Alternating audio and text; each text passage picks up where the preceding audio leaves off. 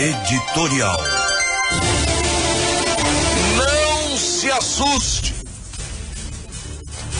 Você está vendo o desmonte da farsa que representa o famigerado Tribunal de Contas desse estado. Aquilo sempre foi um apêndice dolorido nos bolsos dos contribuintes. E olha, dói mais que uma apendicite aguda. Apêndice só supora quando está inflamada. Dizem que a dor é tamanha que dói mais que a dor de um parto sem parteira. Aqui a coisa não é diferente. Como dizia o nosso querido e saudoso amigo Guilherme Filho, nesse Tribunal de Contas de Mato Grosso do Sul, você puxa uma pena e o que sai é uma galinha. Ontem os noticiários se fartaram com notícias das malandragens reinantes dentro dessa corte. Coisa de quadrilha. Bandidagem na sua mais pura e cristalina essência. A roubalheira lá dentro mostra até que o pior dos ladrões não chega a ser um trombadinha diante do que aqueles senhores fizeram em 6 anos de atividades como conselheiros. Ora, vamos fazer as contas. Se são 7 os conselheiros e 5 estão denunciados, imiscuídos em crimes, então é de 72% a chamada banda podre, reinante, dentro daquele prédio bonito, daquele castelo. Aquilo mais se parece a uma urna funerária, linda por fora, mas se aberta, todos os que acariciam e choram em volta dela sairiam correndo, fugindo, assim como o capeta foge da cruz.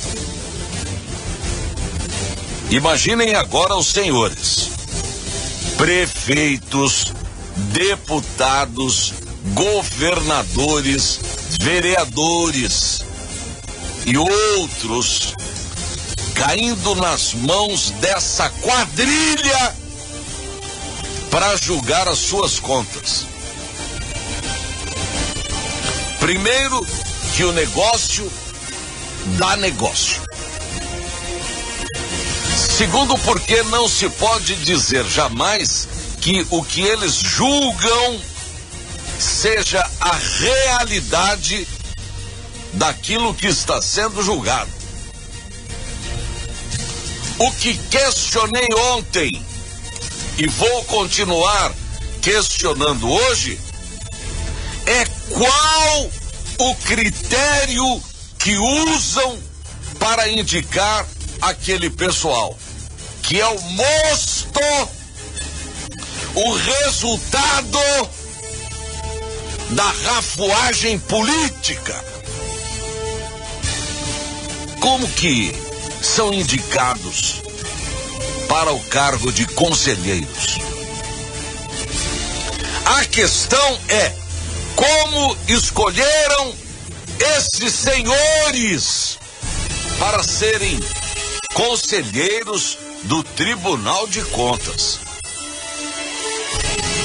Analisando os envolvidos através das investigações que duraram 6 anos, é muito tempo para punir quem está fazendo o que esses senhores fizeram. Procurei olhar para cada um dos denunciados e observei o seguinte: um deles deixou de ser político para ser secretário de Fazenda e para ocupar o lugar da prima que se aposentou. Vai vendo. E ele entrou como conselheiro e já se meteu num escândalo que ainda não acabou, porque corre o risco de qualquer dia ele amanhecer com o camburão da Federal na porta.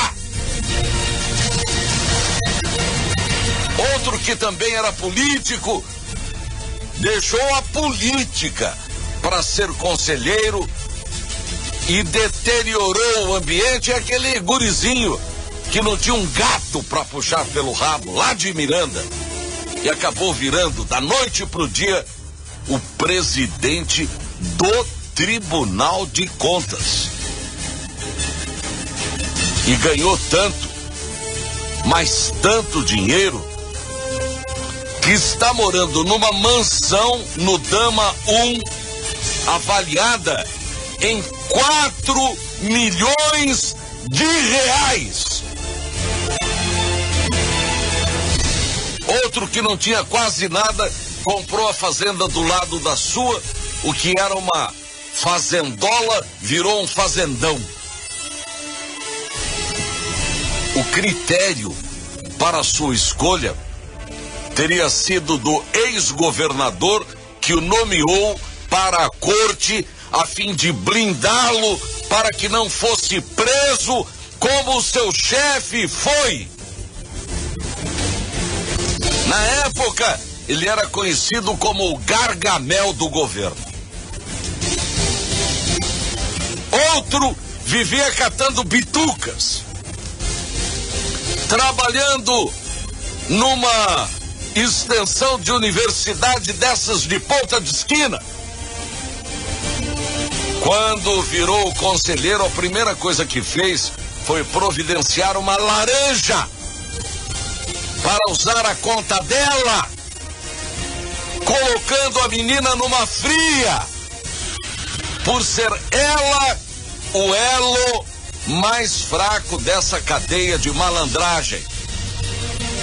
Não se enganem se ela não acabar parando num presídio feminino, porque na casa dela a Polícia Federal já bateu e apreendeu dinheiro que não era dela, mas do seu chefe, da qual ela aceitou ser laranja. A conta bancária dela, a Polícia Federal já tem, porque quebraram o sigilo bancário. Portanto, o fato dessa jovem acabar na cadeia por ter emprestado a conta para o seu chefe lavar dinheiro é uma questão de tempo. Esses senhores dos quais estou falando transformaram o Tribunal de Contas do Estado, presta atenção na gravidade da coisa, transformaram o Tribunal de Contas numa lavanderia. Deram mais de 80 milhões para uma empreseta que passou a empregar com altíssimos salários os apaniguados, os indicados de políticos e conselheiros.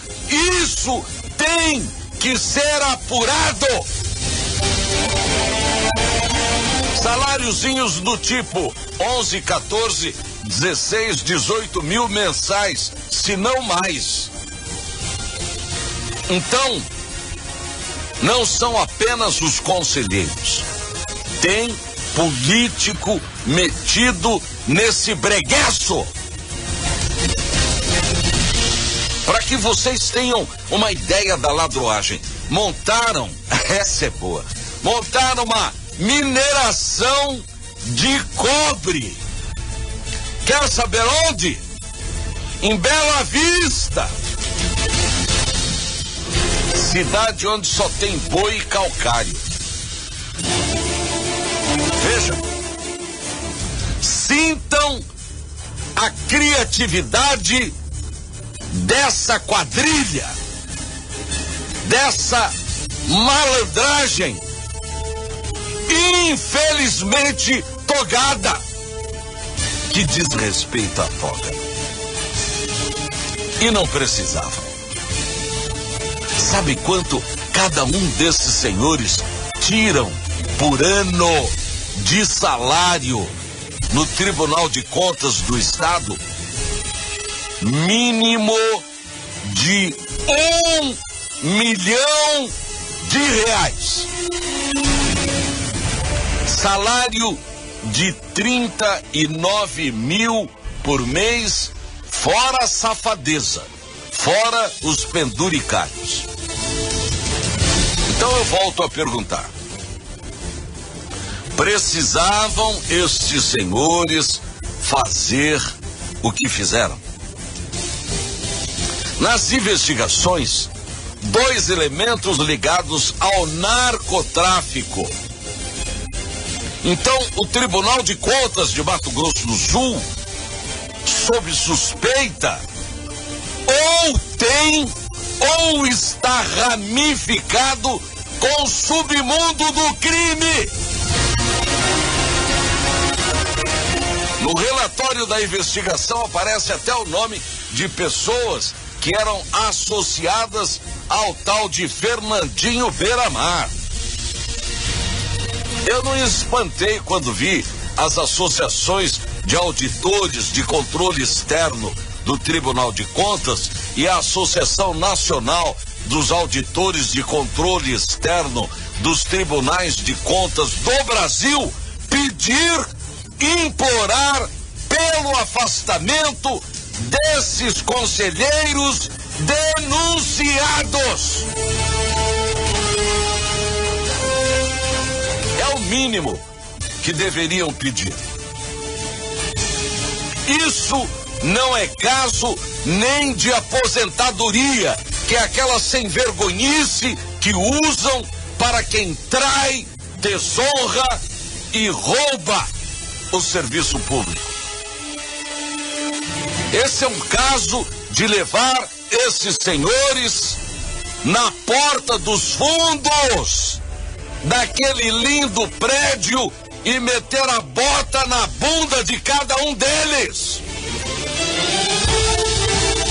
Sinceramente, se eu estivesse no lugar deles, pediria demissão e mudaria do estado, porque eles correm o risco de tomar um carreirão do povo, da população, porque para eles o prestígio, a vida, a honradez, tudo isso acabou. Se tiverem vergonha na cara, farão isso. Eles mesmos precisam se precaverem. Eu não disse que se tiverem dinheiro, porque isso eles têm e muito. Eu estou falando de vergonha na cara, de brasilidade, de moralidade, de honra e respeito a nós, os contribuintes deste estado. Eu duvido que eles farão isso. Mas se não o fizerem, a justiça fará. Assim espero. Bom dia. E o melhor da